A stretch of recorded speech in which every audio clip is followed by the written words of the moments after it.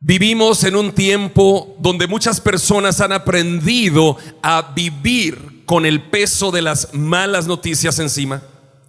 Cada día escuchamos de enfermedades, de crisis económicas, de familias que atraviesan momentos sumamente difíciles, de puertas que parecen cerradas una y otra vez delante de nosotros. Hay personas que oran, pero sienten que el cielo está guardando silencio. Hay otros que creen, pero luchan para sostenerse en pie en medio de la tormenta. Yo no sé cuál es el momento que tú estás viviendo hoy.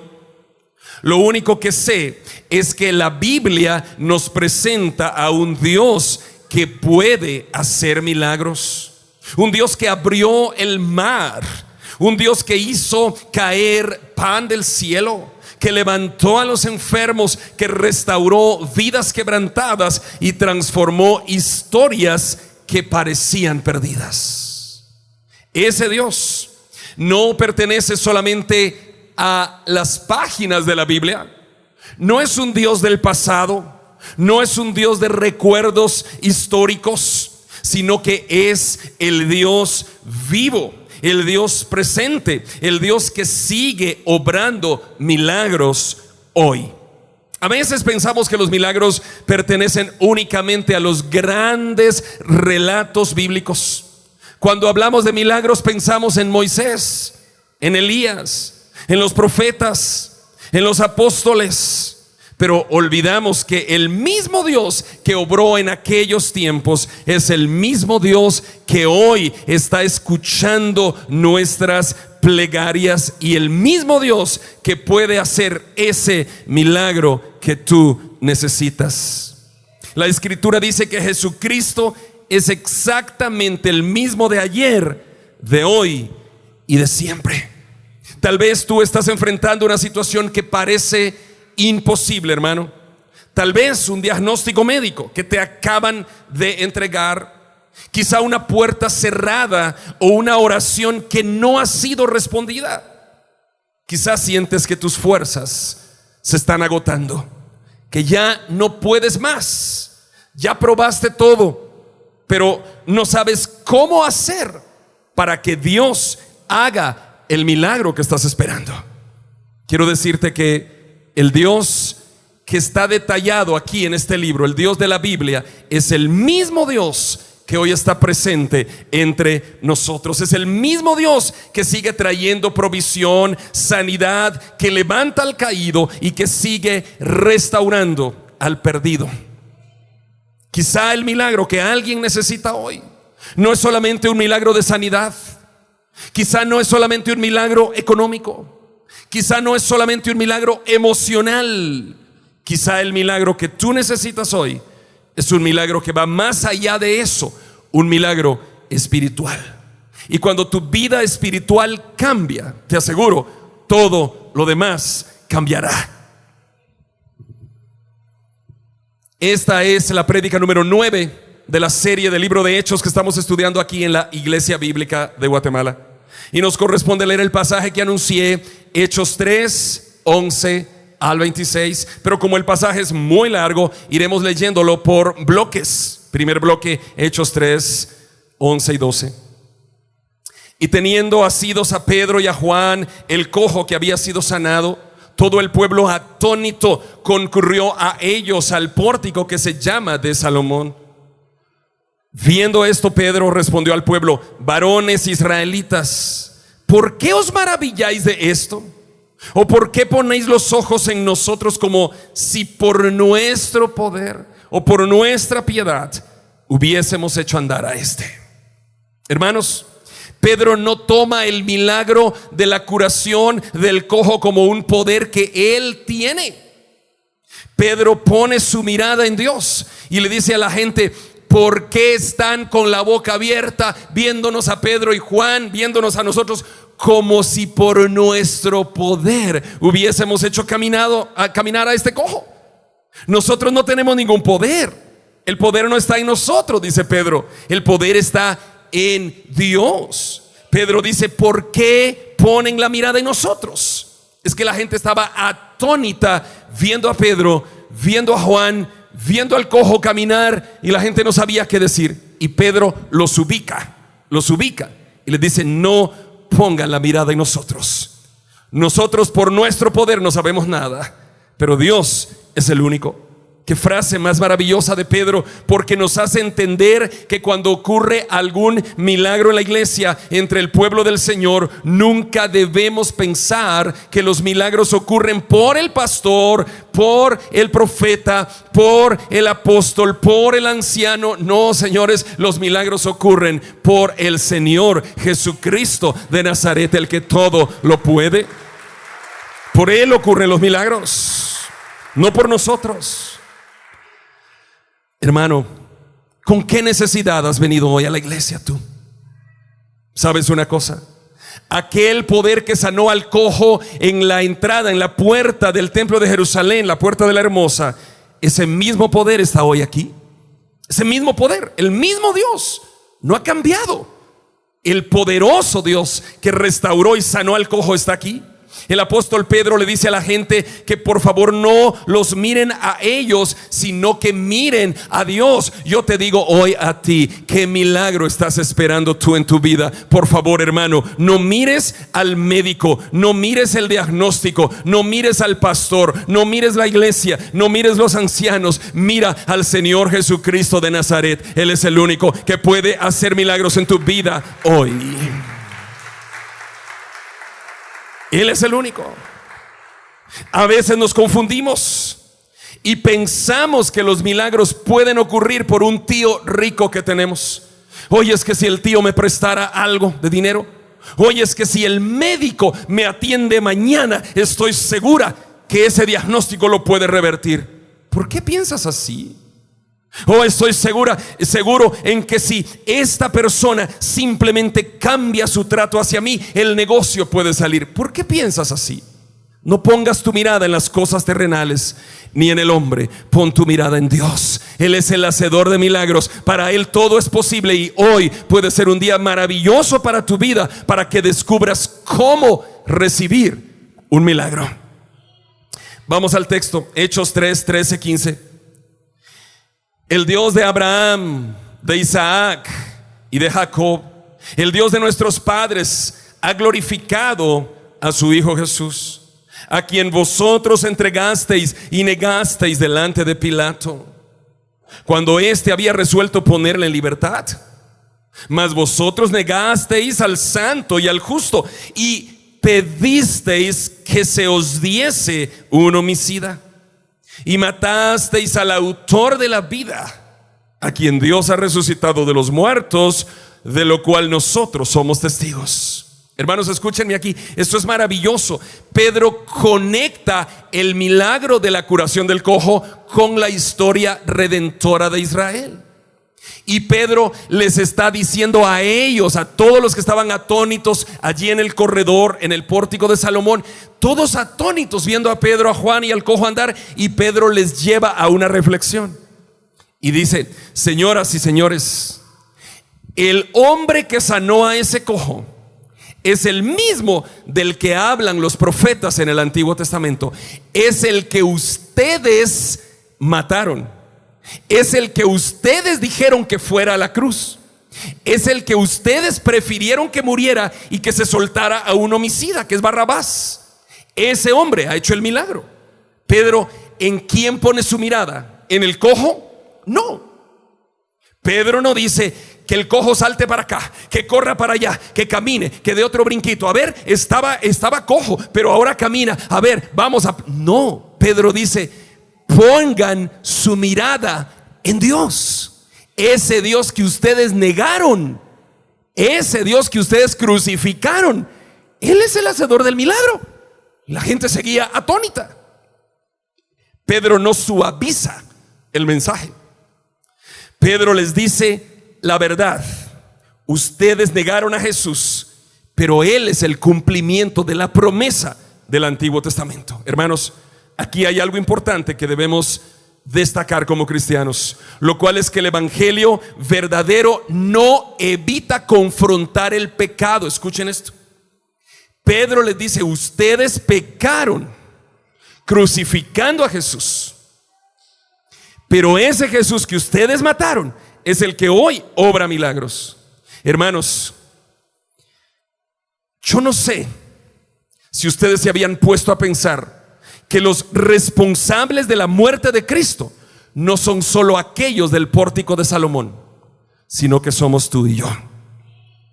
Sabes, como Pedro le dijo a aquellos, yo te digo a ti, por ti y por mí mataron a Cristo. Por ti y por mí mataron a Cristo. Por ti y por mí lo llevaron a la cruz. Por ti y por mí le quitaron la vida. Por ti y por mí Cristo resucitó. Pero ahora nos puede dar salvación y vida eterna. Sigamos. Hechos 3:16. Por la fe en su nombre, dice Pedro, a este que vosotros veis y conocéis, le ha confirmado su nombre, y la fe que es por él ha dado a este, al cojo, esta completa sanidad en presencia de todos vosotros. Pedro explica, hermanos, que el milagro no fue una técnica que se inventó Pedro y Juan, no fue una manera especial de imponer las manos. Pedro no dice, cuando yo impongo las manos, Juan, lo empujo un poquito y aquel se cae. No, Pedro explica que no fue una fórmula. Pedro dice que el milagro ocurrió por una cosa, por la fe puesta en el nombre de Jesucristo. Escucha, hermano, aquí en este podio imaginemos que está Cristo, ¿no? Aquí estoy yo y aquí está el milagro que yo quiero.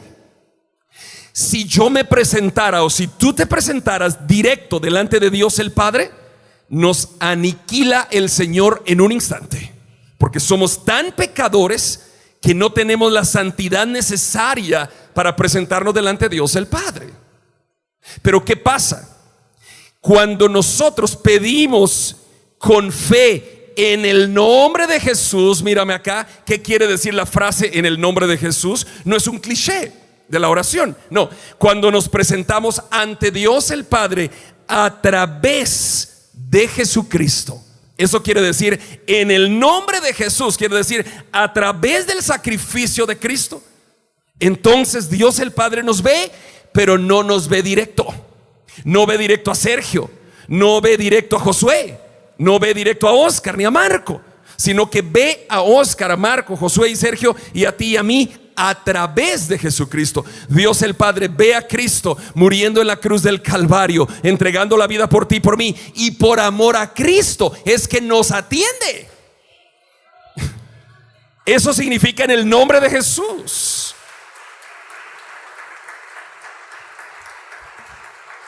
Amén. Hermanos, sigamos con Hechos 17:18. Mas ahora, dice Pedro, sé que por ignorancia lo habéis hecho, como también vosotros, vuestros gobernantes. Pero Dios ha cumplido así lo que había antes anunciado por boca de todos sus profetas, que Cristo había de padecer. Pedro les dice, hermanos atentos, Pedro dice, ¿saben, chicos? Por ustedes murió Cristo. Ustedes prefirieron a Barrabás. Ustedes pidieron que lo asesinaran, que lo crucificaran. Ustedes son responsables. Pero aquí Pedro dice, ¿saben? Ustedes lo hicieron por ignorancia. Ignoraron y fueron manipulados por los del Sanedrín, por los líderes judíos, para que gritaran a Barrabás y no a Cristo. Ustedes por ignorancia lo hicieron, dice Pedro. Querido, yo no sé por qué estás tú aquí hoy. Quizás has estado en el evangelio por ignorancia, has creído lo que has creído. Quizá has dicho, yo creía en un evangelio de la prosperidad, y eso es ignorancia bíblica. Por ignorancia bíblica habías creído que sonando un shofar o dando 7 vueltas alrededor de una cama, el enfermo iba a sanar. Por ignorancia habías creído que sembrando Dios hacía milagros allá afuera, que trayendo ofrendas Dios hacía pactos contigo. Eso es ignorancia. Dios no está supeditado a hacer un milagro por la ofrenda que tú das. Dios no está supeditado a hacer un milagro por un pacto que tú hagas con dinero en el altar. Eso es manipulación que hemos sufrido de falsos maestros. ¿Y qué está diciendo Pedro? Ustedes por ignorantes lo hicieron, porque fueron manipulados por los líderes judíos. Querido, yo no sé si tú has ignorado las escrituras e ignorabas muchas cosas de la Biblia e ignorantemente hacías lo que hacías. Yo no sé si por ignorancia. Lo que sé es que Dios te trajo hoy aquí para que entendamos el verdadero evangelio, para que entendamos que la palabra de la cruz no es otra cosa. No se trata de dinero, no se trata de pactos, no se trata de ofrendas, no se trata de siembras, no se trata de declaraciones. La palabra de la cruz se trata de Cristo, el resucitado, el que puede hacer las cosas de manera distinta en nuestra vida. Ay, hermano, Pedro introduce aquí la soberanía de Dios. ¿Sabías tú que Dios es soberano? Soberano quiere decir que hace contigo lo que se le da la gana. Soberano es eso. ¿Quién es el soberano de una compañía? El dueño de la compañía hace con su compañía lo que quiere hacer. ¿Quién es el soberano de un país? El presidente de ese país, o el primer ministro, o el monarca, si es un país de monarquía. ¿Quién es el soberano de tu vida? Escucha, a veces aceptamos a Jesús como el Salvador, pero no lo aceptamos como el Señor. Y tú sabes que Jesús es el Salvador, pero rehusas aceptarlo como Señor. Él te dice: no sigas por aquí, pero tú quieres seguir por aquí porque no ha sido soberano en tu vida el Señor. Querido, cuando Dios te dice por aquí no, hazle caso, y entonces Él se convierte en tu Señor. Señor quiere decir que Él manda en tu vida. ¿Quién gobierna tu vida? ¿Tu esposa, tu esposo, tu jefe, el dinero? ¿Quién gobierna tu vida? ¿Quién gobierna tu vida? Si tu vida está gobernada por Cristo y por su palabra, realmente Él es tu Señor. Amén. Amén. Pedro habla de la soberanía de Dios y dice: ustedes por ignorancia le crucificaron, pero Dios había decidido así. Sigamos, Hechos 3, 19, 21. Así que, escuchen, aquí está el mensaje central de este pasaje y del evangelio total. Dice: así que arrepentíos y convertíos para que sean borrados vuestros pecados y que venga de la presencia del Señor tiempos de refrigerio, y Él envíe a Jesucristo, que os fue antes anunciado, a quien de cierto es necesario que el cielo reciba hasta los tiempos de la restauración de todas las cosas de que habló Dios por boca de sus santos profetas que han sido desde tiempo antiguo. Hermanos, este es el mensaje central del evangelio. Pedro lo está introduciendo en ese mismo momento. ¿Se dan cuenta? Pedro ya no está hablando de la sanidad del cojo. ¿Qué harían los supuestos sanadores de hoy? Pasarse toda la noche. Pongamos de nuevo el video del cojo, por favor. Pongamos de nuevo el video del cojo. A ver, cojo, salta para acá, corre para allá. Eras cojo, ¿verdad? Ahora caminas, ¿verdad? Sí. A ver, aplaudamos otra vez. Otra vez No, Pedro no está centrando su mirada en el cojo. Pedro dice: a ese Cristo que sanó al cojo ustedes crucificaron. Segundo, lo hicieron por ignorancia, porque fueron manipulados. Tercero, ahora ¿qué tienen que hacer? Porque ustedes son responsables de la muerte de Cristo. Arrepiéntanse y conviértanse, y vendrán de la presencia de Dios tiempos de refrigerio. Hermano, Hermano, ¿qué quiere decir arrepentirse? Yo iba caminando hacia la batería y iba aquí en este camino, pero me arrepiento y digo, no, ahora voy para el piano y la consola de sonido. Para acá. Me arrepentí. Dejé el camino de la batería atrás. No me interesa. Me interesa esto. Tú ibas caminando hacia el pecado, yo iba caminando hacia el pecado, hacia lo que sabíamos que no era correcto. Y en un momento Cristo se nos aparece. Pedro dice, arrepentíos y convertíos. Yo me arrepiento, ya no sigo hacia el pecado, ahora voy a Cristo. Me convierto de este camino que antes seguía, ahora sigo el camino del cielo. Y entonces espero que vengan de la presencia de Dios tiempos de refrigerio. Gloria a Dios. Aleluya. Aleluya.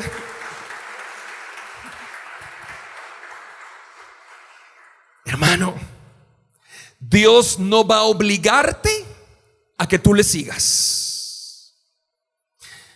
Mucha gente me escribe por las redes sociales o me pregunta personalmente y me dice una pregunta que teológicamente es fácil de responder, pero la gente a veces no la comprende. Y me dice, pastor, si Dios es bueno, ¿por qué hay guerras, violencia en la tierra? ¿Por qué hay atracos en nuestros países y todos estamos con zozobra de inseguridad? La pregunta es fácil de responder. A ver, mírame acá. ¿Podría Dios hacer un triángulo de 4 partes? No. Porque si el triángulo Dios le hace 4, no es una figura geométrica triángulo, se convierte en otra figura, cuadrado o rectángulo. Ya no sería triángulo.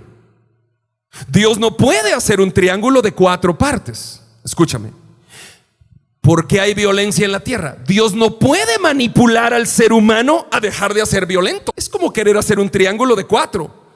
Deja de ser triángulo y se convierte en cuadrado. Si Dios me quita esa libertad, dejo de ser humano y me convierto en robot. Si Dios le dio al ser humano la libertad, respuesta teológica, ¿por qué hay guerras y maldad en la tierra? Porque el ser humano usa su libertad para eso. Punto. No hay otra explicación. ¿Por qué hay maldad? Porque el ser humano, porque si Dios quitara eso de nosotros, dejaríamos de ser humanos y seríamos robots. Y qué feo sería para Dios tener millones de robots adorándole, porque Él sabría, estos no me están adorando de corazón, sino porque yo les dije que me adoraran.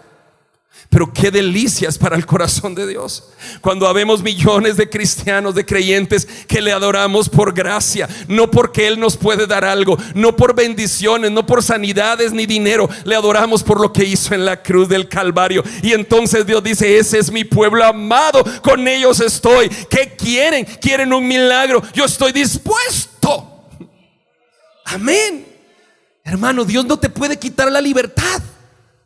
Por eso Pedro no dice, de aquí en adelante van a sentir cómo Dios los cambió. No, Pedro les llama a su conciencia, al libre albedrío, y les dice, por tanto, o sea, después de lo que he dicho, arrepiéntanse y conviértanse. Y luego les dice, experimentarán tiempos de refrigerio. Ay, hermano, así como estoy yo con este calor que hay ahorita aquí predicando, sudando yo con las luces y el calor. Si tú me dieras una bebida fría, deliciosa, sería un refrigerio. Así es el Espíritu Santo en la vida del creyente. Es un refrigerio, pero tú tienes que arrepentirte y convertirte. Dios no puede hacer milagros en ti si vives en pecado. Hay gente que vive en pecado y se arrodilla aquí a llorar por un milagro. No lo hará Dios, no lo hará. ¿Por qué no lo hará? Él es Dios, Él es santo, no puede negarse a sí mismo. Dios no lo va a hacer. Primero, deja tu pecado atrás. ¿Qué dice Pedro? Por tanto, arrepiéntanse. Y vas para el pecado, arrepiéntete y conviértete. Y ahora sí, estás en sintonía del cielo para recibir tu milagro. Pastor, ¿y todos los milagros que yo necesite los hará Dios? No, no todos. Dios no prometió hacer milagros para todos. Pero consuélate, escucha mis palabras, hermano. Yo estoy esperando un milagro. Y probablemente tú también. Ok. Pablo esperaba un milagro. Pablo, un erudito, hablaba más de 5 idiomas, graduado de la Universidad de Tarso. Le llamaban Pablo de Tarso fariseo de fariseos. Conocía la Torá hasta dormido. Era maestro de la ley, instruido a los pies de uno de los mejores maestros, Gamaliel. Pablo recibe la visita de Dios, lo deja ciego en el camino a Damasco, recupera la vista, escucha, no pierdas la historia, y luego Dios lo lleva al tercer cielo y le muestra cosas que ojo no ha visto, ni oído ha oído, y lo regresa del éxtasis. Y Pablo después tiene un aguijón. Dice la Biblia, un mensajero de Satanás que me abofetea, dice Pablo. Y 3 veces le pedí a Dios que lo quitara de mí. Y me ha dicho, bástate mi gracia, porque mi poder se perfecciona en tu debilidad. Hermanos, ¿saben por qué tenemos el evangelio en las Américas? ¿Saben por qué hay evangelio en África, Asia, Europa? ¿Saben por qué hay evangelio en Australia, Nueva Zelanda, todo lo que es Oceanía? Por el aguijón de Pablo. Ese aguijón mantuvo a Pablo con los pies en la tierra. Pablo, habiendo ido al tercer cielo, hablando 5 idiomas, egresado de las mejores universidades de aquella época, maestro de la Torá, instruido a los pies de Gamaliel, fariseo, Pablo hubiera dicho, oh, ahora soy apóstol, Dios me llamó camino a Damasco. Lucas, Pedro, ustedes son hombres sin letras. Juanito, ay Juan, Lucas, estudiaste medicina, una carrera tienes, médica. Yo fui al tercer cielo. Yo soy un super apóstol. Estoy listo para abrir portales en Jerusalén y en el mundo. Pablo se hubiera creído tanto que no tuviéramos evangelio. Escucha, ¿por qué lo tenemos? 13 cartas del Nuevo Testamento escribió el apóstol Pablo por el aguijón de Pablo. Tú y yo estamos aquí por la gracia de Dios y porque Pablo sufrió un aguijón. Entonces, el aguijón de Pablo, que él oró para que Dios lo quitara y Dios no lo quitó, sirvió ¿para qué? Para expandir el evangelio a los gentiles. Querido, yo no sé qué milagro esperas tú, pero quizá ese aguijón que tú tienes ahora, Dios no lo quitará, porque si lo quita ya no estarías aquí. Pero el aguijón que tienes quizás servirá para que Dios lleve el evangelio a mucha gente. Por lo tanto, dice Pablo, de buena gana me gloriaré en mis debilidades. Cristo sufrió un aguijón. Momentos antes de ir a la cruz se arrodilló y dijo, Padre, ¿será posible que pase de mí esta copa sin que yo la beba? ¿Será posible salvar a la humanidad de otra manera sin que yo vaya a la cruz? Pero no hagas mi voluntad sino la tuya. Y Dios Padre, ¿qué hizo? La voluntad de Dios Padre. No le respondió a Jesús. Y el aguijón de la cruz de Cristo es el que hoy nos tiene aquí. Aquí estamos por 2 oraciones que Dios no respondió como Jesús y Pablo querían. Y por eso estamos aquí. Y tú a veces complicándote la vida porque Dios no te responde. Yo he llegado a pensar que los aguijones de mi carne, yo como pastor Andri, son para que Dios me tenga los pies en la tierra. Y para que me diga, Andri, tranquilo, aquí abajo, abajo, abajo, abajo, papadito, abajo, abajo. Terminemos. Hechos 3, 22, 26. Porque Moisés dijo a los padres, el Señor vuestro Dios os levantará profeta de entre vuestros hermanos. Está hablando de Jesucristo. Como a mí, dice Moisés. A él oiréis en todas las cosas que os hable. Y toda alma que no oiga a aquel profeta, Cristo, será desarraigada del pueblo. Y todos los profetas, desde Samuel en adelante, cuantos han hablado, también han anunciado estos días. Vosotros sois los hijos de los profetas, dice Pedro, y del pacto que Dios hizo con nuestros padres, diciendo a Abraham: en tu simiente serán benditas todas las familias de la tierra. Vosotros, primeramente, Dios, habiendo levantado a su Hijo, lo envió para que os bendijese, a fin de que cada uno se convierta de su maldad. ¿Alguien quiere aceptar a Jesús hoy? Acércate a Dios y Él se acercará a ti. Te invitamos a conectarte con la palabra de Dios todos los días, a través de este canal, en esta red social. Si vives en Guatemala, te esperamos en nuestras reuniones semanales. Iglesia Bíblica de Guatemala. Predicamos la verdad de las Escrituras.